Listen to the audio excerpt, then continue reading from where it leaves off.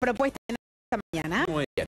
Ayer conversamos con integrantes de la Asociación Familia y Vida de esta famosa ley de salud reproductiva y sexual, ¿verdad? Que habría o estaría votarse en el Parlamento. La última vez que supimos de todo esto fue a partir del veto del presidente Tabaré, cuando había sido aprobada en el Parlamento y fue vetada por el presidente Tabaré Vázquez. ¿Por qué esta ley? ¿En qué quedó el veto? Es lo que vamos a preguntar a Liliana Bacincas, integrante de Mujer Salud. Liliana. Gracias por la invitación. A partir del veto de Tabaré Vázquez, ¿qué sucedió? ¿De aquí en más de la ley de salud y reproductiva? Son dos cosas. La ley que queda después del veto hace 3 capítulos, 5. O sea, dejó la tapa y la contratapa del libro. No es porque lo que reconoce los derechos sexuales y los derechos reproductivos son derechos humanos. Da carácter de la normativa sanitaria que había en el país en salud sexual y reproductiva, y a partir de enero del 2011 eso pasa a ser parte del Nacional Integrado de Salud. Hoy en todo el país y en todas las instituciones públicas y privadas afiliadas tienen que haber servicios de salud sexual y reproductiva. Esto quiere decir anticoncepción, control de embarazo, acompañamiento de embarazo, ITS, infecciones de transmisión sexual y VIH, prevención y atención, todo lo que tiene que ver con puerperio, todo lo que tiene que ver con menopausia, climaterio. O sea, en ese sentido, pasamos, ¿no? Llevábamos toda la estructura que eso era absolutamente necesario. Y era la tapa. Esa es la tapa.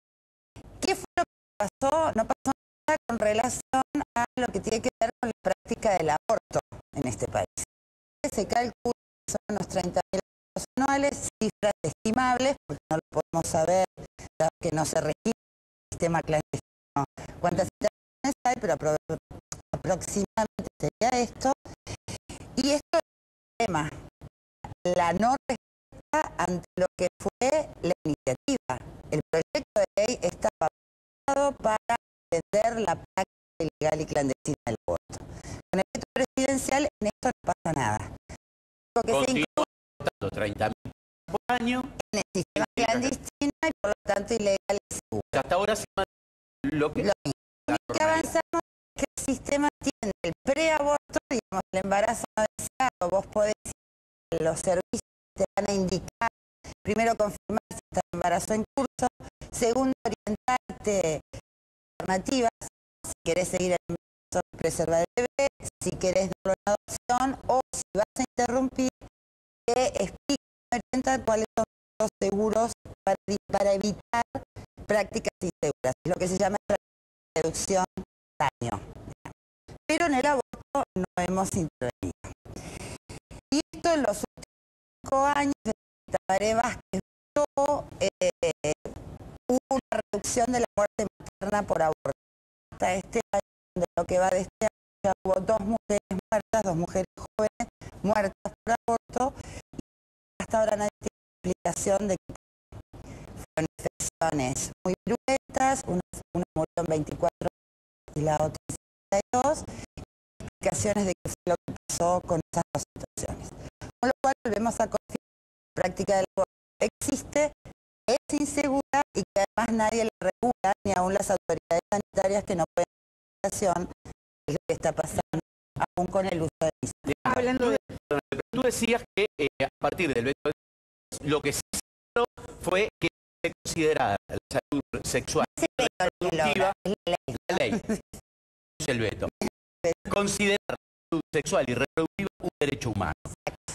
Según la integrante de Familia y Vida, la interrupción del embarazo o el aborto lo que afecta son los derechos humanos, o por lo menos esta ley afecta a los derechos humanos. Vemos exactamente las palabras para no estar yendo y viniendo, porque esto queda en rumor más.